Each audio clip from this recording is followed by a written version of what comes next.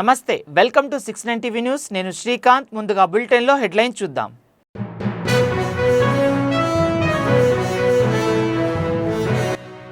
ఉగ్రవాద చర్యలు భారతదేశాన్ని ఏమీ చేయలేవన్న ఏపీ సీఎం. దేశంలో సుస్థిరమైన ప్రభుత్వం ఉందన్న చంద్రబాబు నాయుడు.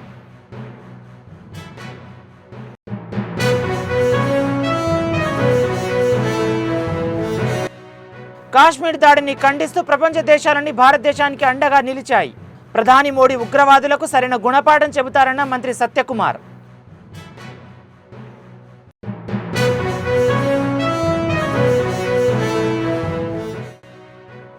కాంగ్రెస్ పాలనలో తెలంగాణ ప్రజలు మోసపోయి గోసపడుతున్నారు.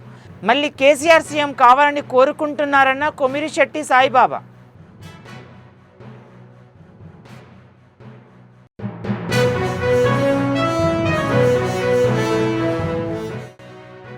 మియాపూర్ గేటెడ్ కమ్యూనిటీలో జొమాటో డెలివరీ బాయ్స్ హల్చల్.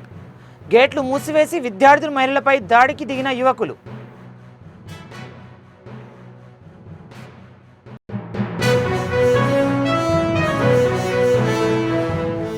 ఇక డీటెయిల్స్ చూద్దాం. ఉగ్రవాద చర్యలు భారతదేశాన్ని ఏమీ చేయలేవని, దేశంలో సుస్థిరమైన ప్రభుత్వం ఉందని ఏపీ సీఎం చంద్రబాబు నాయుడు అన్నారు. పహల్గామ్ ఉగ్రదాడిలో మరణించిన చంద్రమౌళికి విశాఖలో ఆయన నివాళులు అర్పించారు. అనంతరం ఆయన మాట్లాడుతూ ఉగ్రదాడి ఒక అనారగిత చర్య అన్నారు. కాశ్మీర్లో ఉగ్రవాదాన్ని నిర్మూలించి అభివృద్ధి జరుగుతున్న నేపథ్యంలో ఉగ్రదాడి జరగడం చాలా బాధాకరమన్నారు. ప్రతి ఒక్కరూ ఈ దాడిని ఖండించాల్సిన అవసరం ఉందని తెలిపారు. రాష్ట్రానికి చెందిన 2 వ్యక్తులు మృతి చెందారని, బాధిత కుటుంబాలకు 10 లక్షల చొప్పున ఆర్థిక సాయం చేస్తామని ప్రకటించారు సీఎం చంద్రబాబు.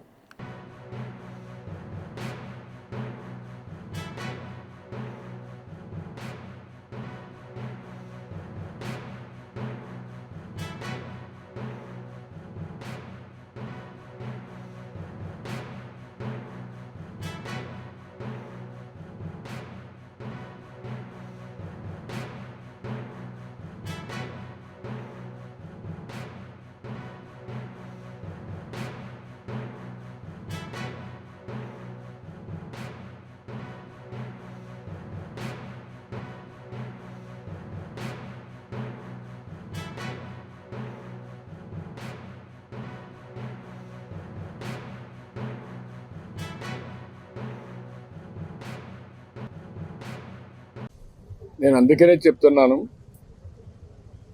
ఒక నిర్దిష్టమైన నాయకత్వాన్ని ఇస్తాం. ఒక మాటలో చెప్పాలంటే ఎవరైనా సరే ఎక్కడైనా సరే ఇలాంటి చిల్లర వేషాలు ఇస్తే అలాంటి వాళ్ళకి హెచ్చరిస్తున్నా, అదే చివరి రోజు కావాలి.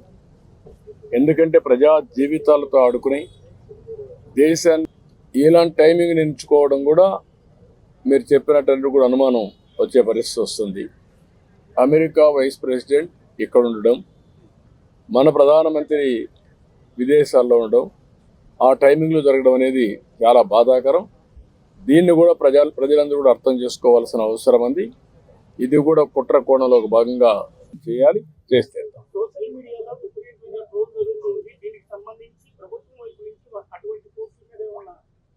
అవన్నీ కూడా విల్ కంట్రోల్. మనకు కావాల్సింది ఎక్కడి నుంచి వచ్చింది, కేంద్రం ఒక డైరెక్షన్ ఇస్తుంది, ఆ డైరెక్షన్ అందరూ ఫాలో కావాల్సిన అవసరం.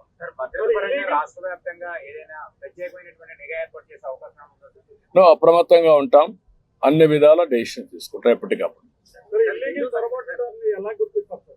కాశ్మీర్లో భారతీయులపై జరిగిన దాడిని ఖండిస్తూ విజయవాడలో బీజేపీ ఆధ్వర్యంలో క్యాండిల్ ర్యాలీని నిర్వహించారు.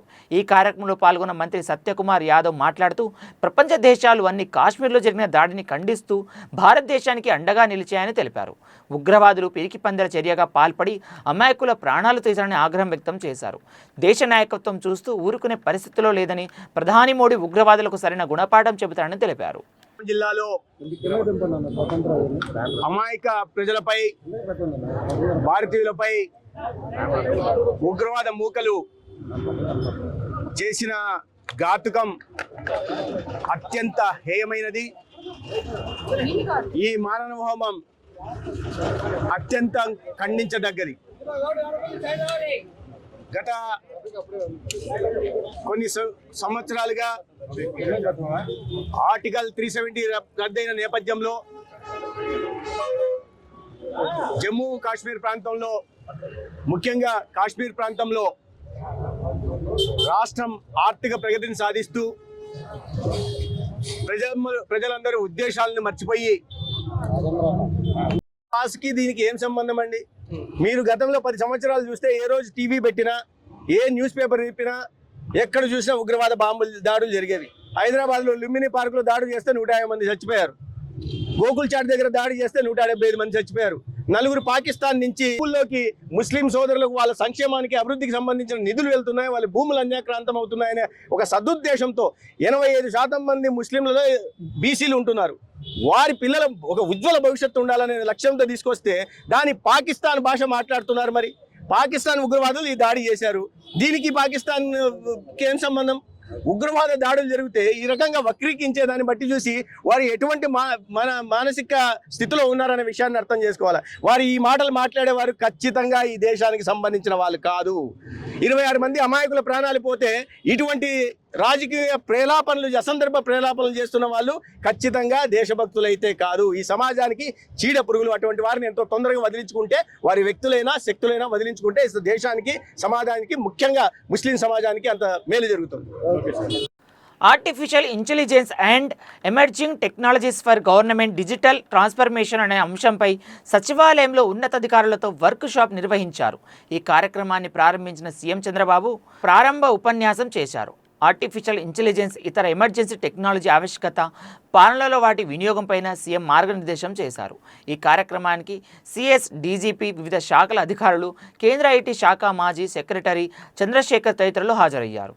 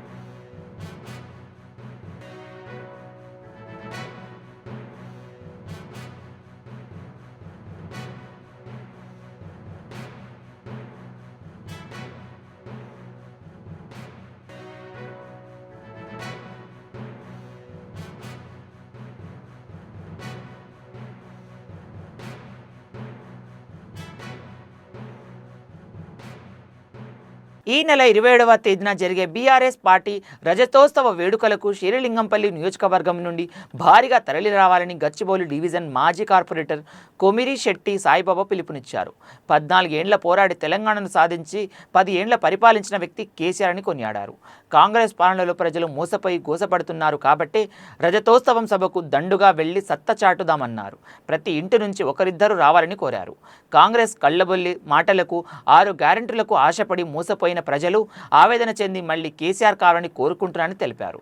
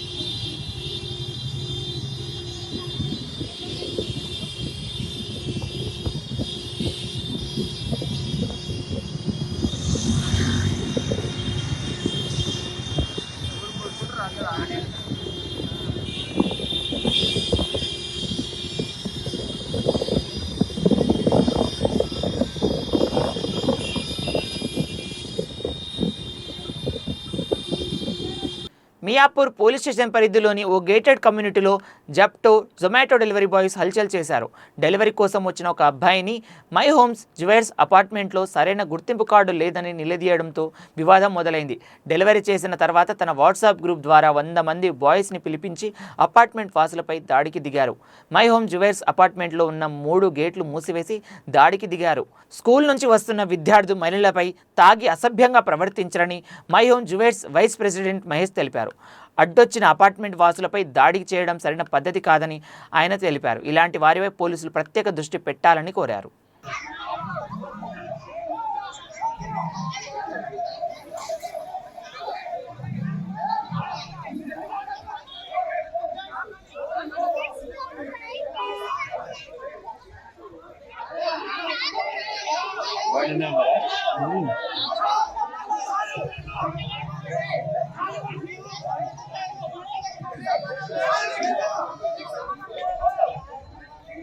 పైకి మా గెస్టులు వస్తే గేట్ దగ్గరికి వెళ్తే గేట్లు టోటల్ క్లోజ్ అయినాయి అని చెప్పారు.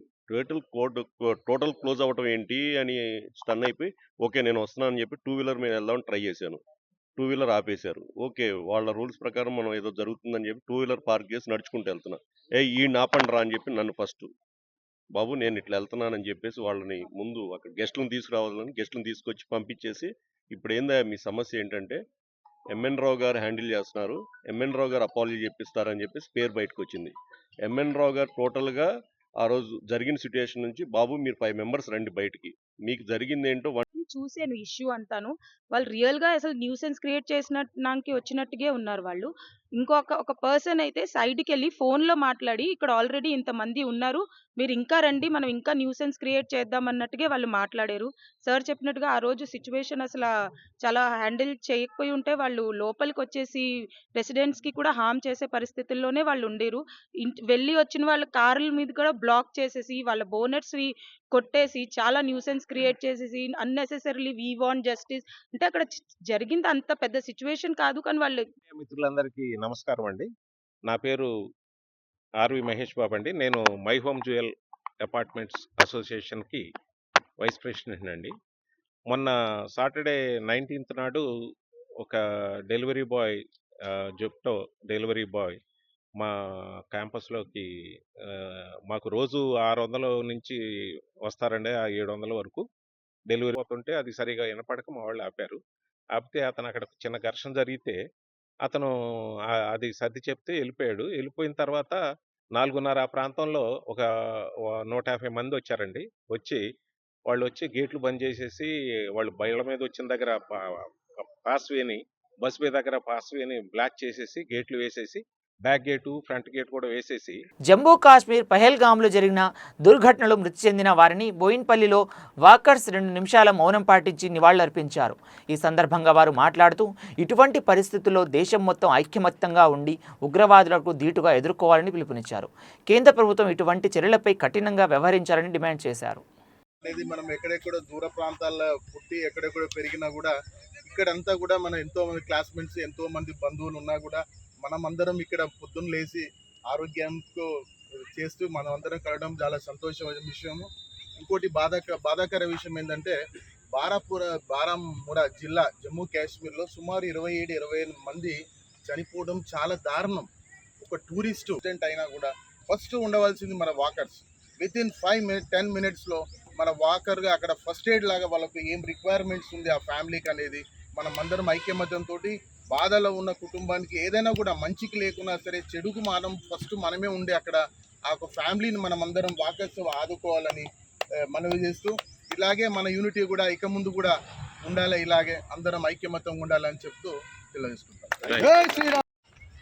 ప్రతి ఒక్క భారతీయుడి రక్తంలో ఇట్లా కుతకుతలు ఉడుకుతున్నాయి. ఒక్క టూరిజంకు పోయిన వాళ్ళ మీద ఇట్లా చేయడం చాలా దారుణంగా భావిస్తున్నారు. నిన్న ఒక అరగంట సేపు మా అసోసియేషన్లో చర్చ జరిగింది. ఒక వారం కింద మా అసోసియేషన్ మెంబర్స్ కూడా టూరిజంకు పోయినారు. हमारे परिवार इस संसार में कहीं पे भी है और अगर उनको कहीं भी क्षति हो रहा है, वो दर्द हम तक आ रहा है। ये सबसे बड़ी एक मानवता का एक लक्षण जो हम सब में दिख रहा है. So let's clap for everyone that we are connected with each human being. जो हमारा धर्म क्या है, हिंदू धर्म क्या है, हम सपोर्ट कैसे कर सकते हैं. सब लोग बोलते हैं कि टेररिज्म का कोई धर्म नहीं होता. आपके पास प्रूफ है सर, और ये प्रूफ कोई पहली बार प्रूफ नहीं आया है. इसके पहले भी कितनी बार प्रूफ ये लोगों ने दिया है कि टेररिज्म का धर्म होता है. तो ये समय है एक साथ रहने का, कदम से कदम मिला के चलने का, एक दूसरे को सपोर्ट करने का, और इस सोच को ने अपने आप को उस भावना से कनेक्ट नहीं किया. We have to connect. So thank you very much for everyone and Jammu కాశ్మీర్లో ఉగ్రవాదుల దాడిలో మరణించిన వారిని సిపిఎం పార్టీ జగదాంబ జంక్షన్లో కొవ్వొత్తులతో నివాళులర్పించింది. ఈ దాడిలో విశాఖపట్నం వాసి రిటైర్ బ్యాంక్ ఎంప్లాయ్ చంద్రమౌళి చనిపోవడం ఎంతో ఆందోళన కలిగిస్తోందని CPM party floor leader Gangarao తెలిపారు. ఇది పిరికి పందెల చర్యగా ఆయన అభివర్ణించారు. తక్షణం కేంద్ర ప్రభుత్వం ఉగ్రవాదులు ఎంతటి వారైనా పట్టుకొని కఠినంగా శిక్షించాలని డిమాండ్ చేశారు. కాశ్మీర్లో జరిగినటువంటి ఘోర ఘటన అత్యంత రాక్షసమైనటువంటిది, కిరాతకమైనటువంటిది. యావత్ భారతదేశం తీవ్ర దిగ్భ్రాంతికి గురి చేసినటువంటి ఘటనగా సిపిఎం పార్టీ భావిస్తూ ఉన్నది. పర్యాటకులుగా ఆ ప్రాంతాన్ని సందర్శనకు వెళ్ళినటువంటి పౌరుల మీద టెర్రరిస్టులు విచ్చలవిడిగా కాల్పులు జరిపి 28 మందిని పట్టం పెట్టుకున్నారు. అనేక మందిని క్షతగాత్రులు చేసి తీవ్రంగా గాయపరిచారు. వారందరూ కూడా చికిత్స పొందుతూ ఉన్నారు. ఈ ఘటనని సిపిఎం పార్టీ తీవ్రంగా ఖండిస్తూ ఉన్నది. ఇది పిరికి పందల చర్యగా సిపిఎం పార్టీ భావిస్తూ ఉన్నది. చనిపోయినటువంటి వారికి ఈరోజు విశాఖపట్నంలో కొవ్వొత్తులతోటి ఘనంగా శ్రద్ధాంజలి, కొన్ని వేల మందితోటి రద్దీగా ఉండేటటువంటి ప్రాంతం. అటువంటి ప్రాంతంలోకి ఈ యొక్క టెర్రరిస్టులు ఎలా దొరపడ్డారనేటువంటిది కేంద్ర ప్రభుత్వం భారతదేశ ప్రధానికి సమాధానం చెప్పాలి. అలాగే కాశ్మీర్లో పోలీస్ వ్యవస్థ మొత్తం కేంద్ర బీజేపీ చేతుల్లోనే ఉంటుంది. పారామిలిటరీ కానీ సైన్యం కానీ నరేంద్ర మోడీ చేతుల్లోనే ఉంటుంది. శాంతి భద్రతలు మొత్తంగా కూడా కేంద్ర బీజేపీ చేతుల్లోనే ఉంటుంది. రాష్ట్ర ప్రభుత్వం చేతుల్లో ఏ ఒక్కటి కూడా ఉండదు. మరి మీ నిఘా వ్యవస్థ ఏమైంది? ఈ ఘటనకు ముందు మరి నిఘా వ్యవస్థ ఏమైంది? నిఘా సంకేతాలు ఏమొచ్చినాయి? గూఢచార వ్యవస్థ ఏమైందని నేను అడుగుతూ ఉన్నాను. పోలీసులు ఎందుకు లేరు? టెర్రరిస్టులను ఒంటరి చేయాల్సినటువంటి బాధ్యత కేంద్ర ప్రభుత్వం మీద లేదా నేను అడుగుతూ ఉన్నాను.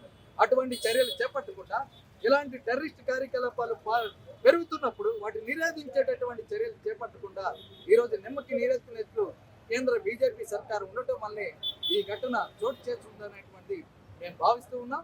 ఇప్పటికైనా బీజేపీ ప్రభుత్వం కదలాలి, నిద్రమూత వదలాలి. కాశ్మీర్ పర్యటించేటటువంటి ఘటనలు వచ్చినప్పుడు అందరూ కలిసి ఎదుర్కోవటమే ఈ దేశం యొక్క గొప్ప వారసత్వం, ఈ దేశం యొక్క గొప్ప త్యాగ నిరతి. దాన్ని కొనసాగించాలి. వారసత్వం అందరూ కలిసిమెలిసిగా ఉండి ఈ ఉగ్రవాద కార్యకలాపాలను నిరోధించడానికి అందరూ ఒకే బాటలో ఒకే గొంతై అటువంటి తెగుని చూపించాలని సిపిఎం పార్టీ ప్రజానికి అందరూ కూడా విజ్ఞప్తి చేస్తూ ఉన్నారు. మేడ్చల్ జిల్లా జీడిమెట్ల పోలీస్ స్టేషన్ పరిధిలోని ఇళ్లలో చోరులు చేస్తూ జల్సాలు చేస్తున్న ఘరానా దొంగలను పోలీసులు అరెస్టు చేశారు. అతని వద్ద నుండి 11 లక్షల విలువైన బంగారం, వెండి ఆభరణాలు, ద్విచక్ర వాహనం స్వాధీనం చేసుకున్నారు. సీసీ కెమెరాల ఆధారంగా దొంగలను పట్టుకున్న జీడిమెట్ల పోలీసులు తెలిపారు. ప్రధాన నిందితుడు వేణుకుమార్ అరెస్టు కాగా మరో నిందితుడు సంపత్ సాయి పరారీలో ఉన్నట్లు తెలిపారు.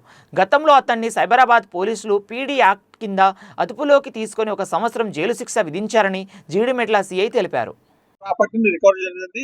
సిల్వర్ ప్రాపర్టీ మొత్తం గట్కేసర్ పోలీస్ స్టేషన్ సంబంధించిన సిల్వర్ ప్రాపర్టీ. గోల్డ్ లో కొంత భాగం జీడిమెట్లది, కొంత భాగం వాచ్పల్లికి సంబంధించినటువంటి ఐటమ్స్ రికార్డ్ చేయడం జరిగింది. పరిధిలో గత నెల 6వ తారీఖు రోజు జరిగినటువంటి హెచ్బి నైట్ సంబంధించిన నేరస్తుని సీసీ కెమెరాల ఆధారంగా నిన్న రాత్రి గాజుల రామారంలో పట్టుకోవడం జరిగింది.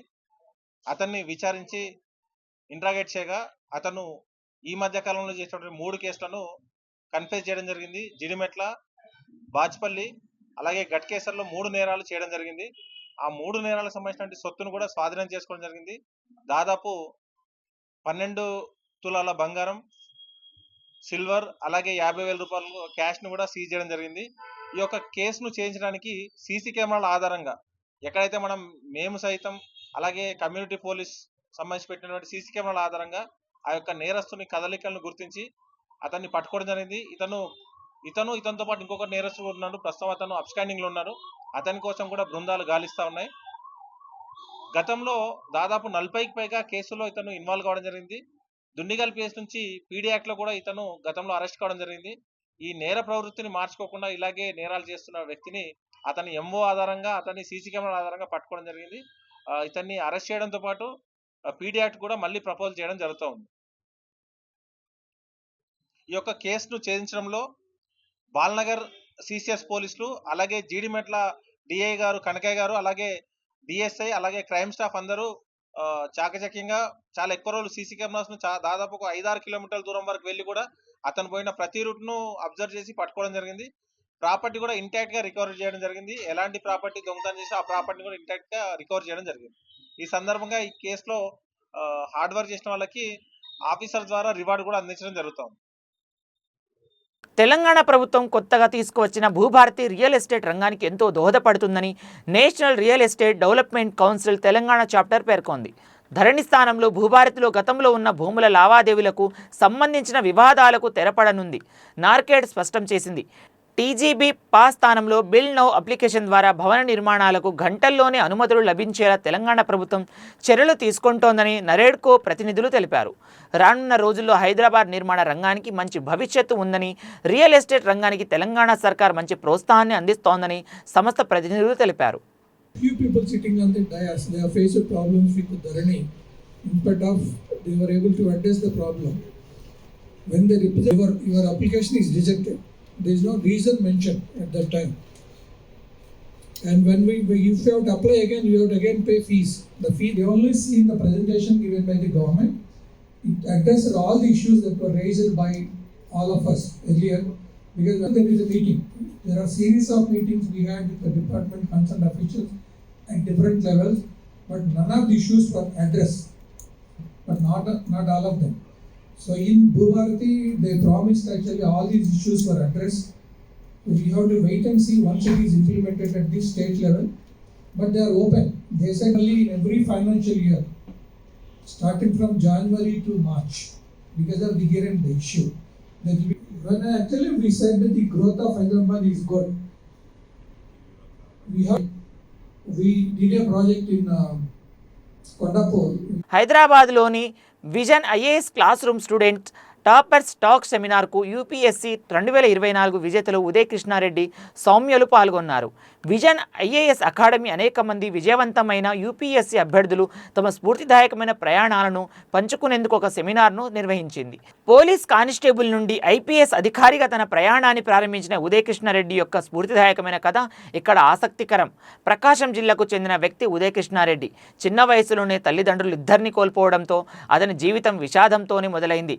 అతని అమ్మమ్మ రమణమ్మ వద్ద పెరిగిన అతను అనేక కష్టాలను ఎదుర్కొన్నాడు.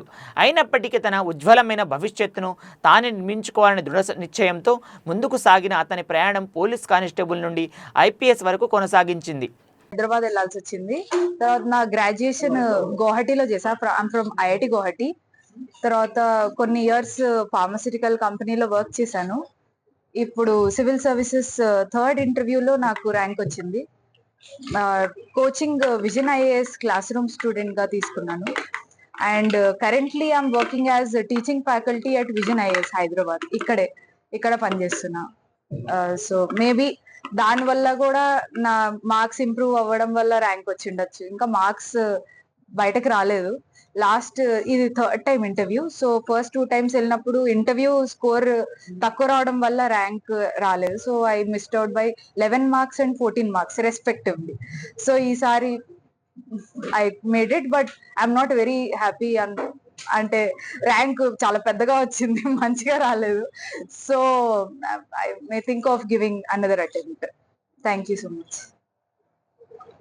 2013 నుంచి 18 వరకు సివిల్ పోలీస్ కానిస్టేబుల్ గా పనిచేయడం జరిగింది. సో పనిచేసిన తర్వాత నాకు డిపార్ట్మెంట్ లో కొన్ని అనివార్య సంఘటనలు అనేటువంటి ఎదురవటం వలన సో దాని వలన నేను అక్కడ జరిగినటువంటి ఇన్సల్ట్ అనేది ఏమి పాజిటివ్ గా తీసుకొని నేను సివిల్ సర్వీసెస్ రాయాలి, సో నేను కూడా ఉన్నతమైన పోలీస్ అధికారి అవ్వాలనేటువంటి ఉద్దేశంతో నేను నా సివిల్స్ జర్నీని నేను స్టార్ట్ చేశానండి 2018లో. సో 2018 నేను ప్రిపరేషన్ స్టార్ట్ చేసినప్పుడు కరెంట్ అఫైర్స్ సంబంధించినటువంటి PT 365 కావచ్చు, తర్వాత అభ్యాస్ అనేటువంటి ఆన్సర్ రైటింగ్ మాడ్యూల్స్ అనేటువంటి కావచ్చు, తర్వాత పర్సనల్ గా అయితే కృష్ణా సార్ గారికి నేను చాలా రుణపడి ఉండాలండి. సార్ ఏంటంటే అభ్యాస్ అనేటువంటిది, వాల్యుయేషన్ అనేటువంటి నా కోసంగా స్పెషల్ గా అరేంజ్మెంట్స్ అనేటువంటివి చేయడం జరిగింది. సో దాంతో పాటుగా నా కండిషన్ ని కన్సిడరేషన్ లోకి తీసుకుని నాకు కొంచెం ఫీ కన్సెషన్స్ అనేటువంటివి కూడా ఇవ్వటం జరిగింది. సో తర్వాత కొన్ని క్లాస్ రూమ్ ప్రోగ్రామ్స్ కూడా నేను ఎన్రోల్ అవటం అనేటువంటిది జరిగింది. సో ఈ క్రమంలో జెన్యున్ గా స్టూడెంట్స్ వాళ్ళ యొక్క అభ్యున్నతి కోసం కృషి చేస్తున్నటువంటి విజన్ ఐఏఎస్ యాజమాన్యానికి, అదేవిధంగా హైదరాబాద్ బ్రాంచ్ కృష్ణా సార్ గారికి ఎల్లప్పుడూ నేను కృతజ్ఞతతో రుణపడి ఉంటానని చెప్పి తెలియజేసుకుంటున్నానండి.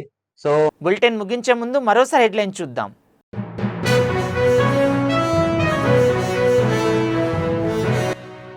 ఉగ్రవాద చర్యలు భారతదేశాన్ని ఏమీ చేయలేవన్న ఏపీ సీఎం. దేశంలో సుస్థిరమైన ప్రభుత్వం ఉందన్న చంద్రబాబు నాయుడు.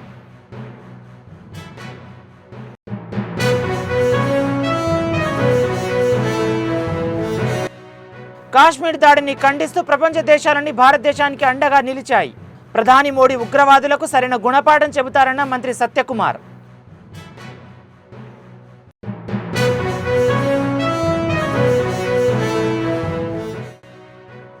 కాంగ్రెస్ పాలనలో తెలంగాణ ప్రజలు మోసపోయి గోసపడుతున్నారు. మళ్ళీ కేసీఆర్ సీఎం కావాలని కోరుకుంటున్నారన్న కొమిరిశెట్టి సాయిబాబా.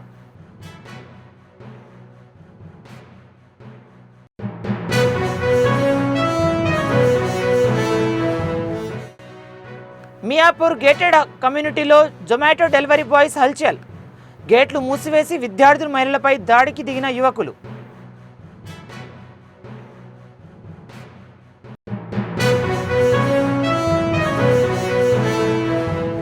మరిన్ని అప్డేట్స్ కోసం చూస్తూనే ఉండండి 69 టీవీ న్యూస్.